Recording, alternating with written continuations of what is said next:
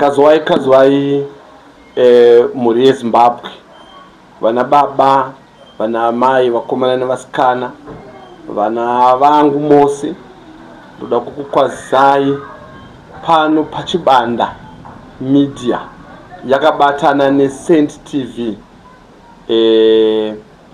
Kana kari kekutanga garai mabaya button resubscription kuitira kuti panozoya rimwe video munokandirwa notification mobva maziva kuti zvapo zvakuoneka. Saka regai ndikukwazei vari mhiri kwemakungwa, vari diaspora, vari mhiri kwaLimpopo, ndinokukwazai nekukusimbisai. Ini zita rangu ndini Professor Barnabas Chirenje. Ndiri kudzoka kwamuri nhasi ndati ndiuye ndizokutendai, nokuti kana background yamuri kuona iyi yasiyana neyamaichiona mazuva ese tichifamba tiri panze takatsamirana negedhi, asi ikozvo tinoda kuramba tichikutendai, tichitenda musiki takatsamirana nedhoo repamba, zvoreva kuti taamumba. Saka ndinoramba ndichikutendai, Mwari vakuitirei zvakanaka. Regai nditange kutsanangura kune vamwe vari kuda kuziva kuti zvinhu izvi zvakambofamba sei. Nditange kutsanangura zvishomanana. Muna 2012 ndakaresponda kuadvertisement yakanga iri muHerald yaiti land for sale, ichirevera nzvimbo ino. Saka ndaresponda ikoko ndakasangana neyawakanditengesera, takaenda paground, takaona ground, takataridzana zvese, takaenda kumagweta ainzi Stephen Rugwaro akanga ari kuBaira and Company. Takanyorerana agreement of sale yedu. Mushure mekunge isitaita verification kucancel, nairo gweta rakanoita verification kucancel. Takanyorerana agreement of sale, takatenga, takauya takatanga kuvaka. Sezvisinei takavaka mumazuva ndofunga kuda material yakanga iripo, zvinhu zvese zvanga zviripo. Saka takakurumbidza takangovaka munguva diki diki. Saka tavaka kudaro takutogara pano, ndo pakazoya mutungamiriri Bishop vachipunza vachiti nzvimbo iyi ndiyavo. Ndipo pavakatuma vadhuve vakabva vaenda kuMataredzi Mhosva akabva atisa panze mugore ra22 February 2022. Judgment yatakapiwa naBishop Justice Joe kuHigh Court ndiyo yakatigarisa panze kwemakore mana. Zvisinei, Mwari vakapindira, nyika yeZimbabwe yakataura, vari mhiri kwemakungwa vari muno vese vakataura kuti mutongo wakaiswa ndizvozvo, asi kune mutongo unozoudawo kuuyo nemob nevanhu nevagari, nokuti mutemo unoisirwa vanhu, mutemo hauisirwe mhuka. Saka vanhu ivo vakaisirwa mutemo ndo vakazoti jaji vakatonga zvavo, asi isusu tinofunga kuti dai zvakadai. Ndo zvakazoita kuti tisvike inonzi outside court settlement. Tataurana nemuridzi wenzvimbo anove Aubrey Chiuta Dhuve. Mushure mekunge apiwa instruction naBishop Chipunza kuti akanegotiata ndiKadungure Shelton kana kuti Dr. Kadungure, vakanzi naChipunza chiendai munotaura naDhuve kuti mutaurirane about the land. Zvinenge zvataurwa naDhuve ndezvamunotambira. Kana Dhuve asina kuwirirana nemi, munodzoka kwandiri ndotaura naDhuve. Saka vakadungure vakabva vanotaura naDhuve. Zvisineiwo Dhuve was prepared to give in. Dhuve akabva ati aiwa, zvamataura ndanzwisisa, ndowirirana nazvo. Munhu angaramba achigara panze, Mwari haadi kuti vanhu varambe vachitambura. Akabva ati tichindipai mari, inove ndiyo mari yamakatibhadharira, inove ndiyo mari yamakatibatsira nayo kusvika patasvika pano. Saka taamumba, tinoramba tichikutendai. Ndoda kudzokora zvakare ndapapa ndo brief history asi regai nditende media houses, nokuti kuti chinhu ichi muchizosvika kwamuri, pane vakomana nevasikana vakashanda vachichishambadza kuti imimi muzotaura kana kuti imimi muzopa zvipo. Pane vakomana nevasikana vakachishambadza, ndova ndoda kuti nditende. Ndinogona kukanganwa mamwe mazita asi ndichataura zvandichaziva. Kana ndisina kutaura zita rako ndiregerere. Ndoda kutanga kuti kutenda media house yeSly Media kwakanga kuchinana mukoma Robert, if I am not mistaken. Musikana wandakaona akasvika pano aitwa Taru nemumwe mukomana. Ndoda kuvatenda na mukoma Robert, ana Taru nevamwe vese vakanga vari kuSly Media nguva idzodzo. Ndo vakatanga nechinhu ichi.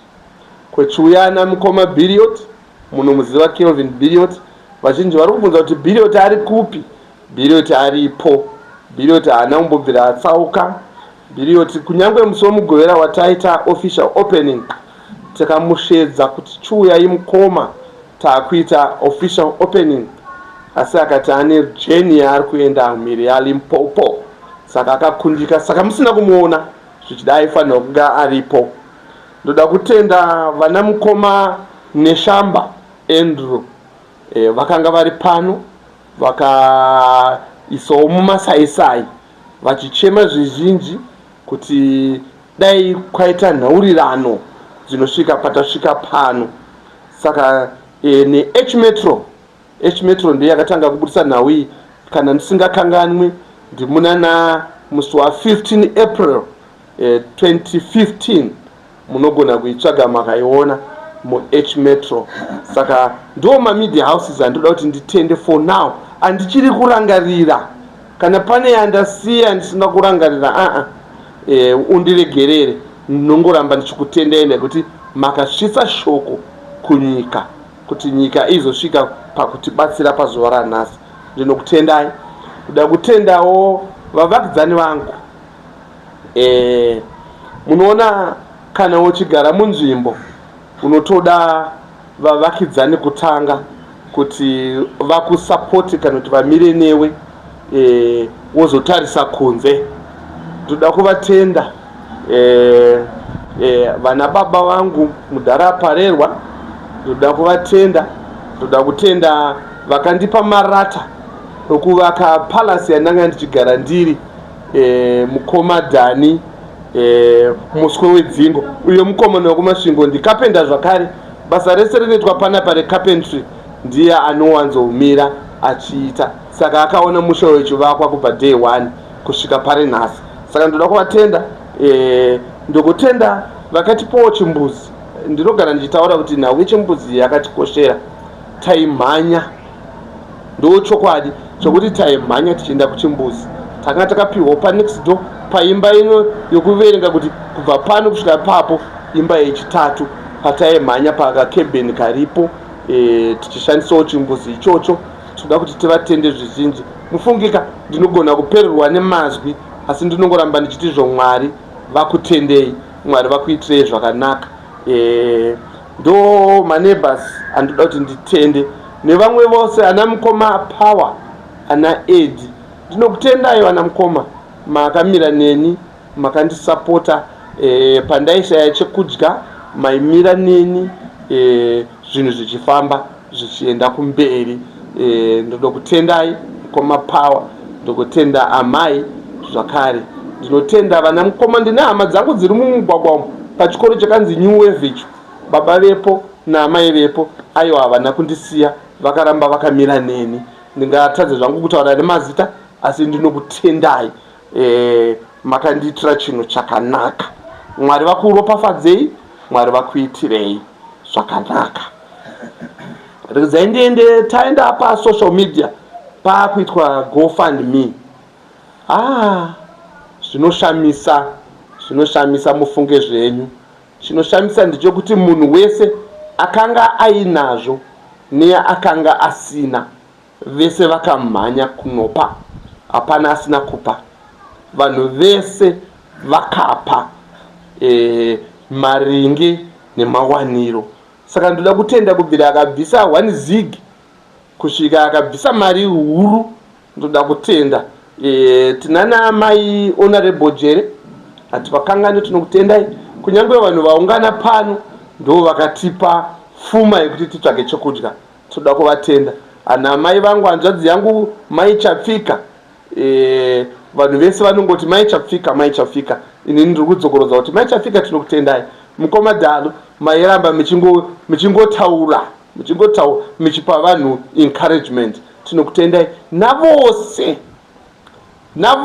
mazita matatu chete ndataura, asi pagrupu amba nevanhu 850. Saka handingakwanisi kutaura, ndiringorememba mazita iwaya ndataura kuti regai ndikutendei makamiririra vamwe vese. Ndinokutendai zvikuru. Pane vanhu vandoda kuti nditende vakasarudzika, ndichavataura nemazita avo. Inini pache zvangu ndoda kukutaurirai zvakanaka muri Zimbabwe, ipapo nyatsondibatai. Ndine mukoma kana kuti hama yekutenda vanoitwa Mukoma Give More Chari, vari kuchando ikoko. Mukoma Give More Chari handina kubvira ndavaona muupenyu hwangu, handina. Kana Dr. Uncle Saint havazive murume uyu, kana Chief Chibanda murume uyu havamuzive zvakare, asi takamuona pafoni, tamufonera nevideo call tichitaura naye. Takaona iye, takaona mudzimai wake, takaona mwana wake nemumba make makanga akagara.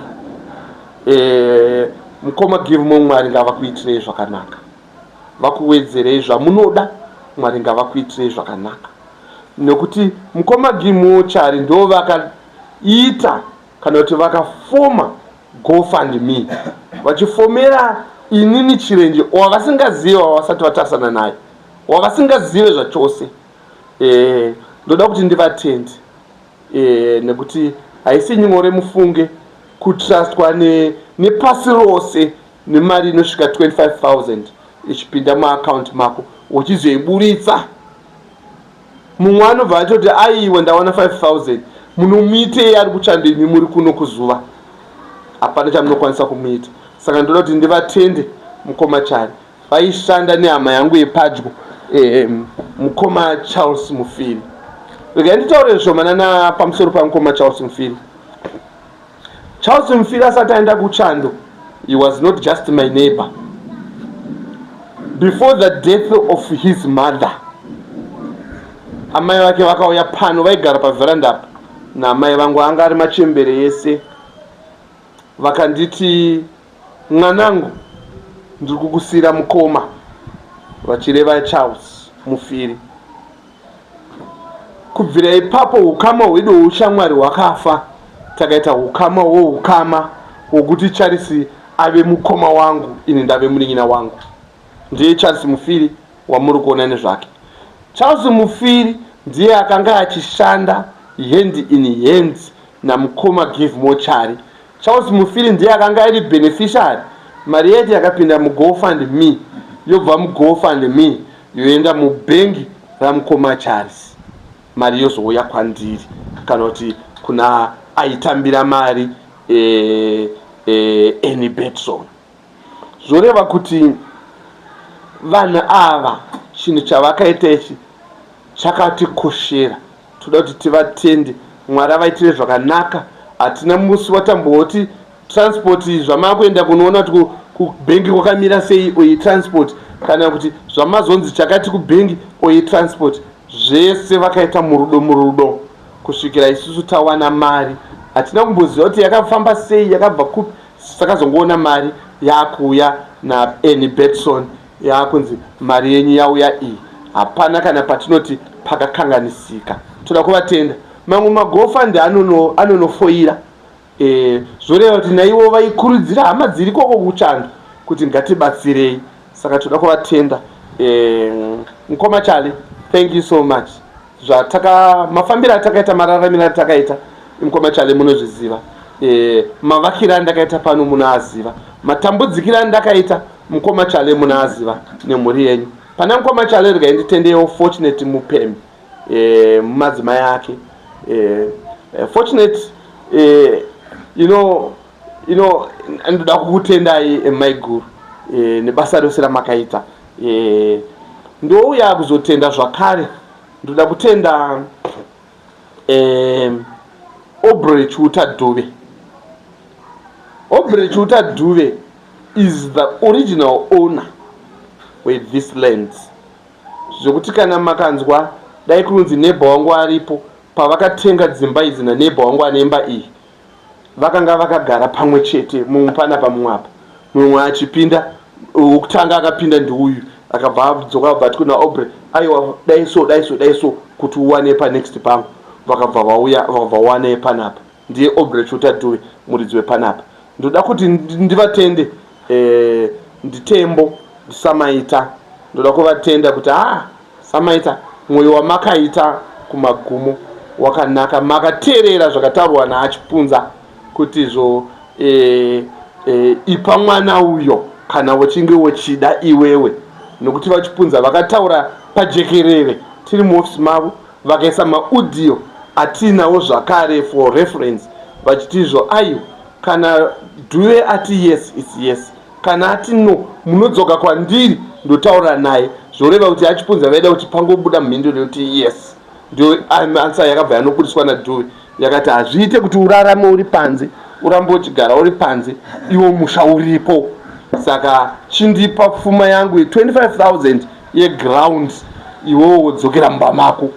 Saka takavapa, takabva tadzokera mumba. Nhasi tiri kutaura tiri mumba. Da kuvatenda. Vaifanirwa kuvatenda occasion yemusi wa22 November, yemusi weSaturday. Unfortunately, his father passed on musi wechitatu. Saka Saturday patanga tiri pa official opening, vakanga vari kuzaka vachiviga baba wavo. But he promised kuti kana vachinge vabva kuzaka, you will come and see us. Saka mufaro wangu kuti kana chizinge vazouya tinozogara pasi tichitaura mafambiro atakaita isusu taamumba. Zvinotikoshera izvozvo. Tichienderera mberi nokutenda, ndoda kutenda vatungamiriri. Munoziva kuti nyika ino inoda kuti nyika ino inyika ine vanhu vanonamata. Saka munhu wese anonamata ane mutungamiriri. Kunyange wakave mutungamiriri unomutungamiriri wako.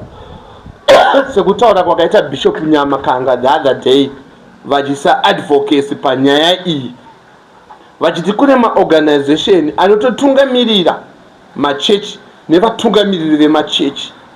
Isusu kwedu kuJohani Masowe tine mutungamiriri wedu Baba Moses Gwasirira, vamwe vanovati Gwanzura, vanozikanwa nokunzi Baba Gwanzura.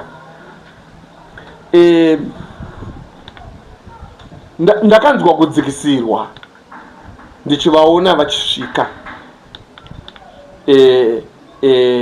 nekuti munhoroondo yavo handisati ndavaona vachingofamba kungofamba njye, vanofamba zvine murawo zvine mutemo. Asi pavakauya pano ndakaona kuti ndiri mudiki chaizvo. Ndakazvibvunza naPermanent Seki ndakati, amai takoshei kuti mutungamiriri weJohani Masowe nyika ino yeZimbabwe asvike pakupembera kwatiri kuita. Takanzwa tingati we went down on our knees. Inini ndakatombobudisa misodzi kuti baba vauya, mutungamiriri wauya. Havasi Mwari, ndibatei zvakanaka, havasi Mwari, asi ndiye mutungamiriri wangu mukuru, Baba Gwanzura. Vakanga vari pano. Ndinokutendai baba, ndinokutendai nechipiyaniso, ndinokutendai makatiitira zvakanaka. Takadzirirwa nanhasi nyika ichiri kubvunza kuti makavaitire chii kuti vasvike pano. Isu hatina chatanga tinacho, kana peturu atanga tisina. Chatanga tinacho imvura yatanga tapiwawo naamai Jere, yatakatenga mvura yatakatenga netuma K-lights twesadza. Ndo zvatanga tinazvo, hapana chatanga tinacho. Asi mutungamiriri akasarudza, is a busy man, because vanhu vaanoda kuti vaitwa attended to vakawanda. Maprograms vaanoita attended to ari pamusoro enyika akawanda. Asi he decided to take his time kuuya pano kuzoona chiitiko chiri pano. Zvoreva kuti chiitiko ichi chakanga chakabata zvikavadzimba vanhu vazhinji nevatungamiriri vanga vachirwadziwa nacho. Ndoda kuvatenda baba Amoze, ndoda kutenda netimu ravo ravakafamba naro, vese vakanga vainavo. Ndoda kuvatenda kuti aiwa makaita zvenyu basa, Mwari vakuitire zvakanaka. Ndoda kutenda mutungamiriri wangu anonditungamirira ini. Munoziva kuti mweya unotofudzwa nevafudzi vemweya. Anofudzawo mweya wangu Ishe Bolo. Wakomana ka. Ndoda kuvatenda Ishe Bolo. Makandiitira chinhu chakanaka baba. Navapostori venyu vamakafamba navo, vana mai nana baba. Ndoda kukutendai. Pandakaona Ishe Bolo vachisvika vachititungamirira, ndo vakatitungamirira isusu tine kunzvimbo kwatanga tichigara kuhotera, kwatanga takanzi nomumwe hama endai munogara ikoko. Ishe Bolo vakasacrifice kuuya kuzotitora, vakatitungamirira kudzamarara tasvika pamba. Munoziva pachiitiko chakadai hana inenge ichirova, unenge uchifunga kuti ndinosvika here, zvinoita sei? Asi mutungamiriri akasacrifice akati aiwa, ini ndakapiwa muono naMwari, hondo dzese dzingade kukurwisa kana yakanzi tsaona ingade kusangana newe, ini ndakukutungamirira hapana chichawe. Vakatitungamirira kudzamarara tasvika pano. Ishe Bolo, ndoda kuvatenda zvizhinji. Ndoda kutenda mutungamiriri wangu baba Niko vepa N Richards. Matauriro evazhinji vanoti panowanda motokari kudarika vanhu. Ndo zvepasangano ravo. Panowanda motokari kudarika vanhu. Kuda zvinorevera kuti kune dzimwe motokari dzinotouya dzega kuzonamata. Nokuti zvinhu zvose zviri pasi pano zvinofanirwa kuita sei? Kunamata. Saka kune vamwe vanenge vari kumabasa kwaKesari vanotumira motokari dzavo kuti endai munoyereswa pababa Niko. Saka motokari dzichiwanda kudarika vanhu. Asi ndoda kuvatenda baba Niko, vakanga vari pano. Isangano guru panoungana vanhu vakawanda riri paroad pano pa N Richards. Ndoda kukutendai mutungamiriri nokuuya kwamakaita. Ndoda kutenda mutungamiriri wangu baba Magrasi. Makavaona vakanga vari pano aMagrasi, mutungamiriri wepaLusaka, mutungamiriri asina chipomerwa, asina gwapa, mutungamiriri anorudo, mutungamiriri wokuti munofamba munosvika, makafamba naye munoita sei? Munosvika. Ndoda kuvatenda baba Magrasi, vakanga vari pano kutora nguva yavo kufamba kuuya kuzosangana neni pano tichifara pamwe chete. Ndinonzwa kudzivirirwa nevatungamiriri. Ndoda kutenda Chiremba Tinashe, vakanga vari pano zvakare. Chiremba Tinashe ndaiti ndichichema ndikapfugama pamberi pavo, vaiti baba Bana usacheme, nyarara mwanangu. Zvinoita. Ndakambotaura ndakati ndakanga ndine tani yenhombo yakanga iri muno muvasikana ava pavakaklina, vakanditi nhombo idzi dzaisvika sei muno? Ndakati taingomira pamavha ari panze apo topotsera kuti mushandi wedu semapirwo atinenge taitwa nemaprofita. Mufunge Mwari ndiMwari. Kune vanhu vanoti ndakazozviona kuti nhombo idzi kwadzinobva kure, kwadzinondotsvagwa kure, ende kana dzauya dzinoyereswa inenge isisiri dombo, ordinary dombo semaziviro, ndopatinenge taakuiti nhombo, inenge yaane simba. Saka ndoda kuvatenda ivavo, ndoda kuvatenda zvizhinji, ndokodzoka pakutenda vafundisi. Tane vafundisi vakanga varipo. Ndataura madzibaba vekumasowe, baba Amoze, Ishe Bolo, baba Niko, baba Magrasi, baba Tinashe, madzibaba ekumasowe ndiwo kwandinonamata. Asi nokuda kwokuti chinhu ichi changa chakabata mhando dzechitendero, redzai nditende mufundisi wangu ndakazonzwa permanent seki vakuti Mr. Pink Suit. Makatarisa pamavidhiyo munoona vanga vari mupinki, all pink. Vakaparidza zvezita rangu. Ini zita rangu riri pachitupa ndireitwa Barnabas. Ndisati ndaprofesa ndakaberekwa ndichinzi Barnabas.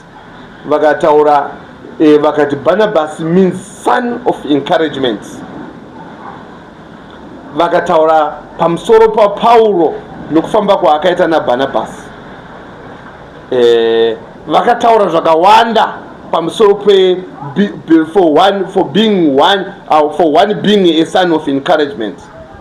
Izvozvo toda kuti tivatende Bishop Nyamakanga vakabata moyo yevanhu vakawanda. Ndakanzwa namai vakanga varipo vamwe vakuti toda kutsvaga Bishop Nyamakanga vanombonamatira kupi. Wakaona zvichidaro uchitsvagwa pakati pechita chevanhu woziva kuti umwari huri mukati mauri. Kune vamwe mabhishopu nemamwe mafundisi nemamwe mapasta okuti vakataura zita rake vanhu vanoti tibvirei apo. Asi ndinovimba kuti pasi rose as I speak wakataura zita rekuti Nyamakanga unenge wataura zita guru muchikristu chedu. Vanyamakanga ndio vakatanga kukumbira ma-Christian organization kunyangwe zvazvo vasina kuita kamu pabhodhi kuti vazoona kuti chii chiri kuitika. Asi Vanyamakanga shoko vakarisvitsa rakavatemesa musoro vatungamiriri vasina kuzoona chavakaita. Ndoda kuvatenda noushingi hwavo. Murume ane ushingi wakamuona unobva watongoona kuti aiwa mazwi anobuda pamurume apa akasimba. Ndoda kutendawo zvakare vamarimo vakanga vari pano from Domboshava vakauya vakanamata pamwe chete nesu vakanga vari pano. Toda kuvatenda. Pane murume aita kuti zvinhu zvese zvifambe, aisa order nokuti pane vanhu vakawanda panoda order. Saka ndoda kuti nditende Chief Chibanda naUncle Saints nokuti vakaziva kuti vanhu vachawanda. Saka panotoda mageneral kuti order ivepo. Vakabva vanoti General Piku, General Fire Colossal. Yo. Zvakanzi munozondituma ndadzoka zuva rinopisa ranyura. Ndiko kutaura kwavo. Saka imimi kana maona zuva ranyura moziva kuti raakupisa. Kana richibuda kumazuva uku mabude zuva uku hakuna zuva rikuita sei riri kupisa. Ndoda kuvatenda General Colossal kuti aiwa makatigonera mufunge, makatigonera he was in black, all black. Ndambotaura zve all pink, ndoda kutaura all black. Vamarimo vakanga vari mugrey with a bow tie. Ndoda kuti musi makavaona pamavidhivi mubva mavaziva kuti uyu ndiye aitaurwa naBaba Chirenji. General Colossal was in black with a big stomach. I mean he's a man. Ndo varume vatinoti kana tichiti varume tinonongedzera vana General Colossal. I salute you, General. Thank you very much. Munoziva kuti zvinhu zvangu zvifambe, zvinhu zvangu zvindinakire. Kune vemakambani andaisaziva kuti kune makambani, ini ndaifunga kuti vanhu chete vari kuona, but kune makambani aiona. Ndisataure zvemakambani asati asvika pano nezvavari kuda kundipa, zvatinoziva kuti kune mamwe makambani ane zvimwe zvinhu zvaachada kuita sei kutipa. Asi ndiri kutaura makambani ane zvavakasvitsa kare. Kana vazouya vachauya tinodzoka zvakare pazvivhitivhiti. Dr. vanenge varipo, Chief vanenge varipo, tichienderera mberi. Makatarisa musha unoyu uri ngwengwengwe, wakachena, une magetsi emuhara, magetsi ezuva. Ndiko kuti kunamata. Kana wakushandisa zvaMwari uchizvishandisa mumba mako ureva kuti zvoreva kuti Mwari amumba mako. Inini ndinoti Mwari ari tititi mumba umu nokuti chaedza chake chiripo. Vakomana veSolar Pro, baba naamai pasi nevakomana nevasikana vose vanoshanda muSolar Pro, sando dzenyu. Mwari ngavakuchengetei, Mwari ngavakukukumutsei, Mwari ngavakukudzei, Mwari ngavakuitirei. Solar Pro, ndakamboema ndakati Solar Pro, Solar Pro, Solar Pro, Solar Pro, Solar Pro, Solar Pro. Zvoreva kuti munhu wese nyika yese Solar Pro is the way. Ndoda kutendai baba naamai pasi. Kune vanhu vazhinji landlords, company owners anoti akasvika pamusha wake kana kuti panzvimbo inonzi nzvimbo yake anosvika achizunguza musoro kuti this place is dirty. Asi pane vanhu vanenge varipo asi anozunguza musoro kuti this place is dirty. Reka ndikupe piece of advice. Ona vakomana nevasikana veBrilliance company vanocleana zvokuti vanosiya zvinhu zvese zvasparkling clean. Musha unoenda kukutaurira kuti takaita makore 4 nechidimbu tichigara panze. Makanga musingapindike netsvina kubvira mudenga, masilingi anga anaiwa nemvura, mamwe anga atyoka bamuka zvapasi, dust zvese. Ndakapiwa mukana wokupinda mukati umu nevarume ava ndinopinda muone company yeBrilliance Cleaning Company. Vakomana nevasikana ivavo handidi navo, vanogona. Saka ndiri kuti kunyange une imba yako muno muWestleigh kana mukuwadzana, vakati there's no job big or small. Zvorevera kuti paimba yako diki iyoyo kana kuti pazikambani rako iroro zihombe rinoshamisa, ukavadainza vanouya chiri chaunga. Panapa ndakaona zvishamiso ndaitika akambana panguno yavaviri, but iyo vakazara imba, ari kubata pawindo, ari pafloor, ari mutoilet, ari papiko, vari panze. Makatarisa chivanze chese ichi manga mune mahuswa akadai anga aye makore 4. Asi Brilliance Company Cleaning Company yakazvigadzirisa zvese zvakapera. Wamusha wakatosvika nhasi, unofunga kuti magarwa manga muchigarwa, imi manga musingagarwi. Ndoda kuti ndivatende nevachauya vese vari diaspora. Ndine vana nevazukuru nevakoma vari diaspora vakavimbisa kuti vachauya kuzoona achirenje muChristmas. Muchaona musha unoyo wakachena. Kana mouya yenyu misha yamuri kuzonosvikira muchinoona hama neshamwari nevabereki, tsvagai kambani yeBrilliance vasani kuklinirai. Tsvagai Solar Pro vafanoisa magetsi. Kana mapinda mumba mune zvamunoda kuona, munoiswa maTV, munoiswa zvakawanda. Ndinoda kuti ndikuudzei kuti pane company baba naamai lona inonzi Example Installation. Vanoita zvemadish, ishasha dzemadecoder. Ivavo ndoshasha. Vatsvagemo vaone. Makapinda mumba mangu vakauya nguva diki vaisa dish, nguva diki zvese zvakutofamba. Vakuvatenda.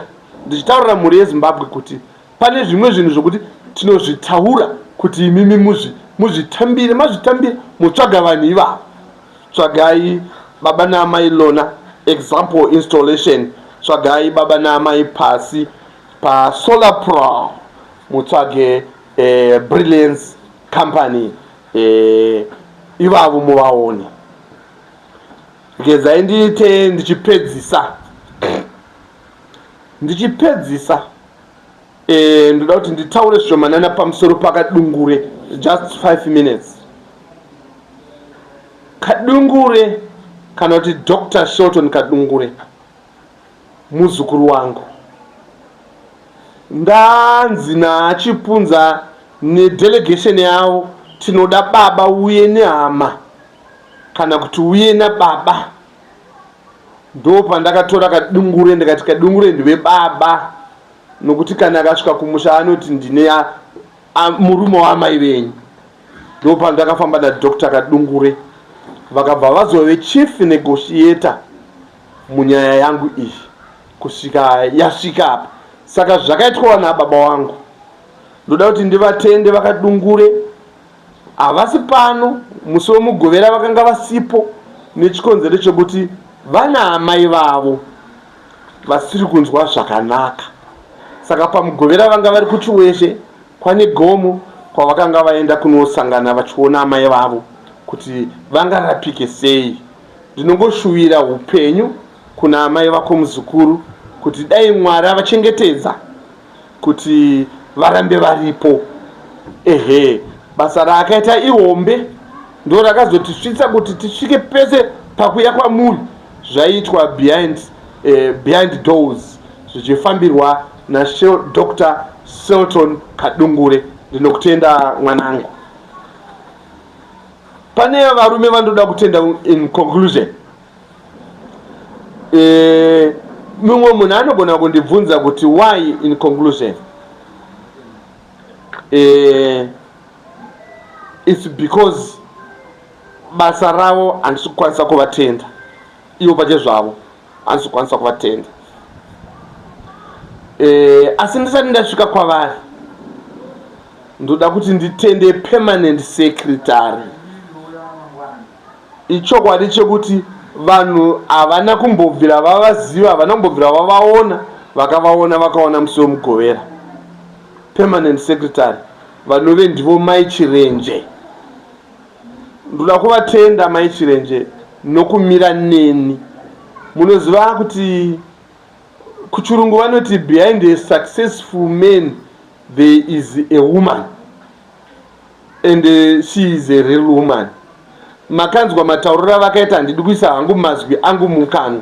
Matauriro avakaita, vakataura vachibuda pachena vachiti inini mukuwanikwa kwangu naChirenje handina kuinga zvepasi pano, asi ndakauya kuzovapa rudo. Vandoda kuti ndivatende, ufunge kuti handaiziva pandakasangana navo ndichionana navo ndichiri mumba zvinhu zvichakanaka kuti kana tazobuda panze vacharamba vakamira neni. Mwari ngaavagonere, Mwari ngaavachengetedze, achengetedze vana atete vavo, ana amai malo wavo ngavachengetedzwe nekuti ndivo vakadzidzisa. Ana atezvara vangu, ana baba Mulauzi naamai Mulauzi, pakwaedza panotonapo mufunge zvenyu. Munoshamisa vabereki vangu, munoshamisa. Haisi nyore mukoro uno kuti vana vamazuva ano ava, vamwe vaibvunza kuti ndaama 2000. No, havasi zvavo ama 2000, but she is close to ama 2000. Saka vanogona kungopinda muchikwata ichocho. Asi regai nditaure ndichiti izvo, vakaita chinhu chinoshamisa.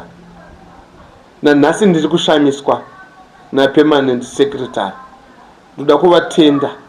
Chimwe chinhu chandinovatendera ndechekuti pfuma yese yaiunganidzwa nababa Chari, Give Chari naCharles Mufiri yaisvikira mumaoko mavo. Mumwe mukadzi akabata 25,000 anotiza, unonzwa kunzi amhiri yaLimpopo. Vazhinji vanotizira vachienda mumhiri yaLimpopo padhuze anizodzoka yapera. Wozonzwa kunzi akutengesa maCream Donuts pa border post. Asi regai ndikutaura kuti mari yese yamaitumira yese, hatina mumwe munhu watakavimba naye. Takagara pasi takati watinovimba naye ndiani? Takati wakagara panze 4 years. Kana ati tirambe tiri panze anodya zvake, kana achiti tipinde mumba anochengetedza. Mari yese sendi rese ramakabvisa, it was accounted for, rakasvika mumaoko mapermanent secretary maMai Chirenje. Ndoda kuvatenda. Mwari ngavaitire varambe vaineni kusvika Jesu vachiuya. Pane imwe yandisiya kambani yandoda kuti nditende. Ndakarwara muna September. Ipapo ndinoramba ndichitenda. Easter Care iri paWarren Park Deer. Mufunge zvenyu ana chiremba vari ipapo nemanesi nemasister, munhu wese ari ipapo paEaster Care Warren Park Deer. Ndoda kukutendai makandipa upenyu nokuti ndakasa kutendai michindoona nhasi ndakagara panapa ndichitaura kudai munozongonongedza tisi takamurapa murume. Saka inzwai kutendwa, mufunge zvenyu. Ndakanga ndafa maimhanya mhanya, saka ndoda kukutendai Easter Care. Ndichipedzisira tine vanhu vandoda kutenda vaviri, varume vaviri. Chief Chibanda, mwana wakwachibanda, Manas mwana wakwachibanda.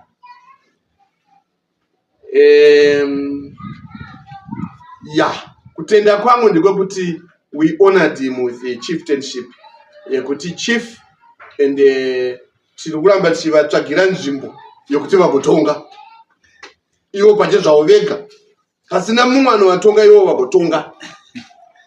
Saka tiri kunyora matsamba akaenda kuhurumende, kuMinistry of Local Government, kuti mwana wakwachibanda Manas mupewo nzvimbo iri mudhuze neHarare, nokuti akaenda kure neHarare zvinhu zvinoramba kufamba. Saka ndoda kutenda Chief Chibanda vakazvimirira pache zvavo kuti aiwa makarwa kurwa kwakanaka, makasvika, munotendwa. Ndina chiremba sekuru venyika, chihanzvadzi chaamai, chigotwe mumba mana amai, vari zvakare chiremba Dr. Uncle Saints. Makaona nyika isina sekuru, nyika iyo yakafa. Vana vanongoita njake, akanda gumboko asumudza arisa uko, zvinotodzororedzwa nasekuru. Makaona hondo yatakatasana nayo, marwiri avakaita behind doors akanga ari asekuru, okuti muzukuru iwe nemuzukuru hapana pavasina kusvika. Kana ku 10th floor kwamunonzwa ku 10th floor kuna mudhara vakaita sei, vakatosvika vachiedza kuyananisa vazukuru vavo nokuti munhu wevanhu. Saka sekuru venyika kana mavaona pamugwagwa, hama dzangu, kana makawana pazvivhitivhiti, aiwa kungoisa maoko pamaona, chite kungoisa maoko. Sekuru ndeipi hazvinei kuti muri kumuona. Sekuru yakakosha, anokwaziswa pese pese. Sekuru venyika ndoda kukutendai, ndichikuremekedzai, ndichikukudzai.